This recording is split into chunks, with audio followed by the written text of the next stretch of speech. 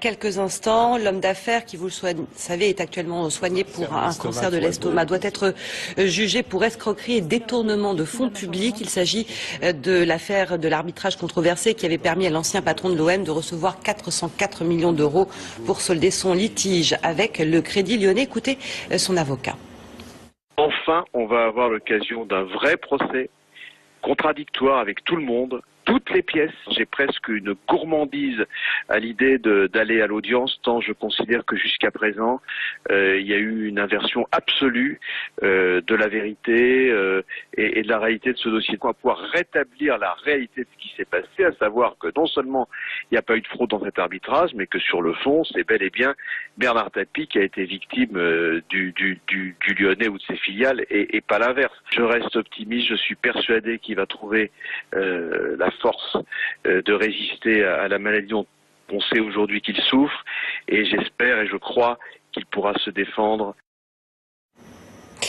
L'enquête. L'affaire qui oppose Bernard Tapie et l'ex-Crédit Lyonnais sur la revente d'Adidas n'en finit plus de rebondir. En 2015, le tribunal civil de Paris se penche une nouvelle fois sur le dossier. Mais comment en est-on arrivé là ? Pourquoi cette affaire perdure depuis plus de 20 ans? Pour comprendre l'histoire, il faut remonter au début des années 90. Bernard Tapie est au sommet de sa gloire. Patron ultra médiatisé, symbole de la réussite à la française, propriétaire de l'Olympique de Marseille, il achète Adidas pour un montant de 244 millions d'euros. Pour cela, il contracte un prêt auprès de sa banque, le Crédit Lyonnais, qui à l'époque appartient encore à l'État. En 1992, alors qu'il vient d'être nommé ministre de la Ville par le président Mitterrand, Bernard Tapie a du mal à rembourser la seconde tranche de son prêt. Il décide de revendre Adidas et s'adresse à nouveau au Crédit Lyonnais. La banque trouve rapidement un groupe d'acheteurs dont font partie des filiales du Crédit Lyonnais ainsi que Robert Louis Dreyfus, un riche héritier et entrepreneur. En 1993, la vente se conclut pour près de 320 millions d'euros. À ce moment, Robert Louis Dreyfus ne possède que 15% d'Adidas. Mais ce qu'ignore Bernard Tapie, c'est que Robert Louis Dreyfus dispose d'une option d'achat pour la totalité d'Adidas. Et il va l'exercer un an plus tard, en 1994, pour un montant de 709 millions d'euros. Résultat, ce n'est pas Bernard Tapie, mais le Crédit Lyonnais qui empoche l'essentiel de la plus-value, soit environ 390 millions d'euros. Bernard Tapie s'estime lésé. Il attaque sa banque en justice. Mais ce n'est pas tout. Le protocole d'accord signé entre Tapie et le Crédit Lyonnais, qui devait solder les comptes et les dettes des sociétés de l'homme d'affaires, est déclaré caduc par la banque.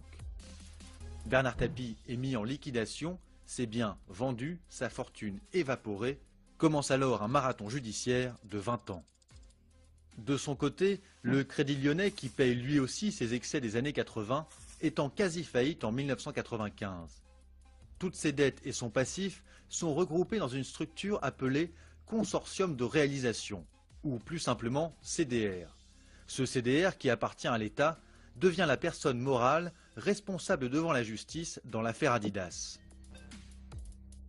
Pendant 10 ans, les batailles juridiques, tentatives de médiation, pourvois en cassation et autres renvois en cour d'appel opposent donc Bernard Tapie et le CDR.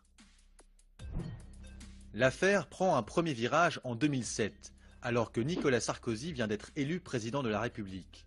Christine Lagarde, la nouvelle ministre de l'économie, et son chef de cabinet Stéphane Richard demandent au CDR d'accepter le recours à un tribunal arbitral réclamé par le camp Tapie.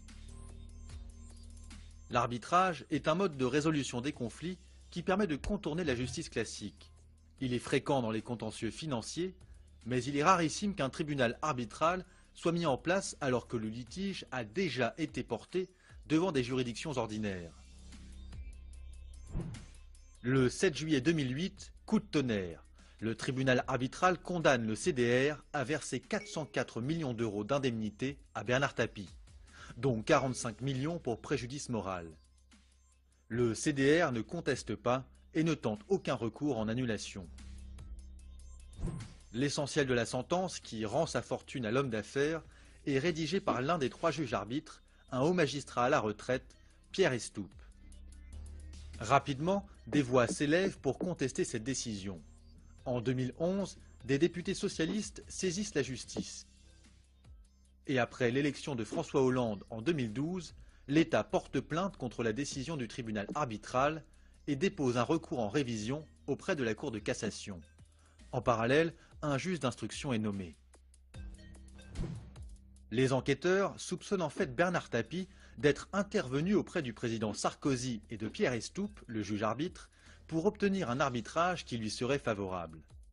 L'enquête pénale révèle que l'intervention litigieuse de Pierre Estoupe entache de fraude l'ensemble de la procédure. Les enquêteurs démontrent que des liens étroits et financiers existent entre Tapie, son avocat Maurice Lantourne et Pierre Estoupe. Les trois hommes sont mis en examen en 2013 pour escroquerie en bande organisée, ainsi que Stéphane Richard, le directeur de cabinet de Christine Lagarde. En effet, il lui est reproché d'avoir refusé un recours contre l'arbitrage. Christine Lagarde, de son côté, est poursuivie pour négligence. L'ensemble de ces éléments a convaincu la Cour de cassation d'annuler en février 2015 la décision du tribunal arbitral de verser 404 millions d'euros à Bernard Tapie. Aujourd'hui, celui-ci réclame 1 milliard d'euros à l'État. Comme le pire, la gloire et la chute. Et aujourd'hui, il se retrouve face à un nouveau combat. Ses proches ont annoncé qu'il était atteint d'un cancer. Pour la première fois, il a accepté de témoigner. Voici ces mots, extraits de l'entretien qu'il m'a accordé pour 19h le dimanche. Vous vous souvenez de votre personnage dans le film de Lelouch? J'ai repris la phrase. Oui. Il est atteint d'un cancer. Votre personnage finit par lâcher cette maladie m'a permis de savoir où j'en étais. En ce moment, vous vous dites... Je fais un peu le bilan, je regarde, j'observe quand j'entends ce genre de choses, non? Non.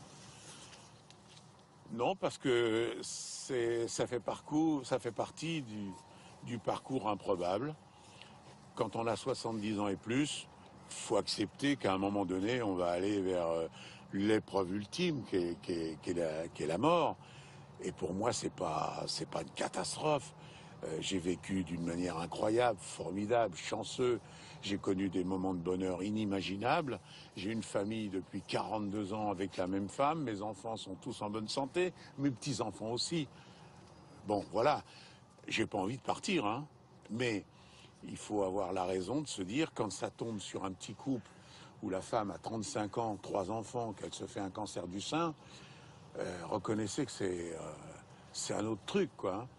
Donc voilà, je le prends comme une épreuve supplémentaire qui s'ajoute à celle que je viens de vivre là pendant quelques années. Un journaliste vous pose la question, Monsieur Tapie, vous êtes victime d'un acharnement. Et vous répondez quoi? Demandez à mon estomac. Oui.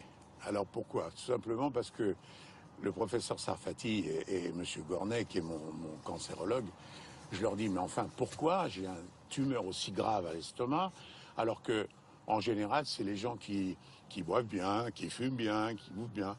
Il m'a dit, vous avez entendu parler de se faire du mauvais sang? Oui. Et vous avez ce que c'est l'expression populaire, se faire de la bile? Ben, j'ai dit oui. Il me dit, ben voilà, vous avez compris pourquoi vous avez un cancer. Voilà. Quand vous dites pas d'erreur, il n'y a pas eu d'erreur dans tout ça? Bien sûr, il y en a eu plein. Quoi? Mais il y en a eu plein parce que de temps en temps, je rentrais dans des milieux nouveaux. Le cyclisme, je gagne le Tour de France. Je rentre dans le football, je gagne la Coupe d'Europe. Je rentre en politique, je suis ministre. Il faut savoir rentrer dans les milieux, prendre le temps de se faire accepter.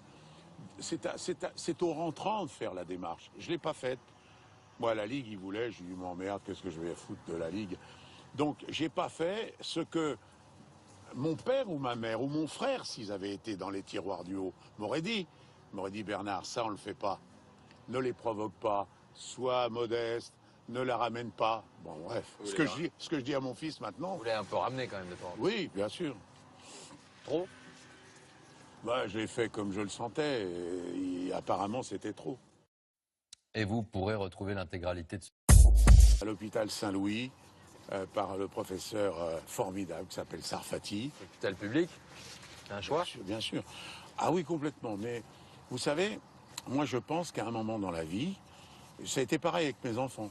Mes enfants, ils ont tous été à l'école publique, alors que j'étais déjà comme on dit en haut de l'affiche, parce que il y a des moments comme ceux-là où il faut qu'on retombe sur terre. Et là, je suis heureux comme tout d'avoir choisi l'assistance publique. D'abord, parce qu'il faut voir le dévouement de ces gens, depuis l'infirmière jusqu'au prof. Ils consacrent toute leur vie à vous soigner. Il n'y a pas de contrepartie. Des fois, c'est dans des conditions incroyables. Mais il y a aussi les malades. Les malades, ils vous regardent. Puis ils se disent, merde, lui aussi, il vient se soigner là. Quand j'ai ma chimio à côté d'un mec, et puis qu'on échange tous les deux, il ne regarde pas sa maladie de la même manière. Parce qu'il se dit, ah mais alors si lui vient ici, ça doit être vraiment bien. Et le fait est qu'il faut se dire, alors il y a des hôpitaux privés qui font ça très bien. Mais moi, quand on a des rendez-vous comme ça,